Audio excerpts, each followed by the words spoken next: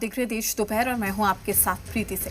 मैं हूं आपके साथ राहुल सरना। ये खबरों की शुरुआत करते हैं। नीट पेपर लीक पर इस वक्त की बड़ी खबर है। सुप्रीम कोर्ट ने एनटीए और अन्य को नोटिस जारी कर दिया है।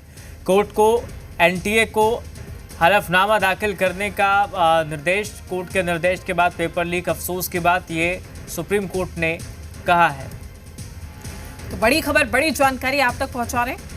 नीट पेपर लीक पर इस वक्त की ये बड़ी खबर, सुप्रीम कोर्ट ने एनटीए और अन्य को नोटिस जारी किया है। तो बड़ी जानकारी जहां आपको बता दें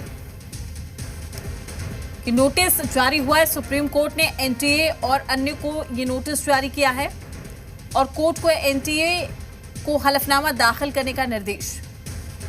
कोर्ट के निर्देश के बाद पेपर लीक अफसोस की बात है, सुप्रीम कोर्ट की ओर से कहा गया है।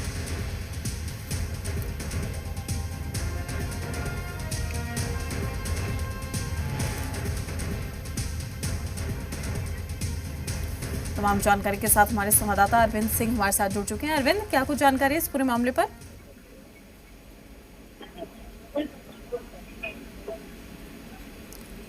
अरविंद, क्या अब तक आवाज पहुंच पा रही है? बिल्कुल बिल्कुल, आपकी आवाज मिल रही है। दरअसल आज जब मामले को लेकर सुप्रीम कोर्ट में सुनवाई हुई तो सुप्रीम कोर्ट ने इस बात पर दुख जताया कि कोर्ट पहले भी इस तरह के मामलों में दखल दे चुका है और कोर्ट के पिछले आदेशों के बावजूद इस तरह के हालात बने हैं कि नीट की परीक्षा के प्रश्न पत्र लीक हुए हैं। तो कोर्ट ने इस बात पर दुख जताया है। साथ ही कोर्ट ने एनटीए और जो बाकी पक्षकार हैं उनको नोटिस जारी किया है।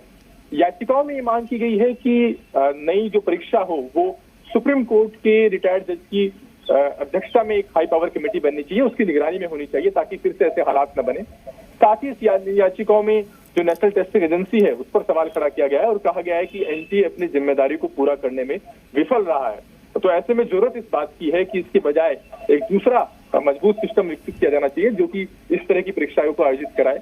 और इसके अलावा याचिकाओं में कुछ सुझाव भी दिए गए हैं कि परीक्षा बजाय इसके कि जो अभी परीक्षा का स्वरूप है उसके बजाय परीक्षा ऑनलाइन मोड में होनी चाहिए ताकि पेपर लीक होने की संभावनाएं को खारिज किया जा सके। तो कई सारी याचिकाएं इस मामले को लेकर दायर की गई थी, अलग अलग याचिकाओं में अलग अलग मांग की गई थी, लेकिन मुख्य मांग सभी याचिकाओं में यही थी कि इस मामले में सुप्रीम कोर्ट के रिटायर्ड जज की अध्यक्षता में एक कमेटी बननी चाहिए जो कि निगरानी करे अगले जब बार परीक्षा हो, और साथ ही सीबीआई से जांच के बारे में रिपोर्ट तलब की जानी चाहिए। तो कोर्ट ने उस पर एनटीए और बाकी पक्षकारों को नोटिस जारी किया।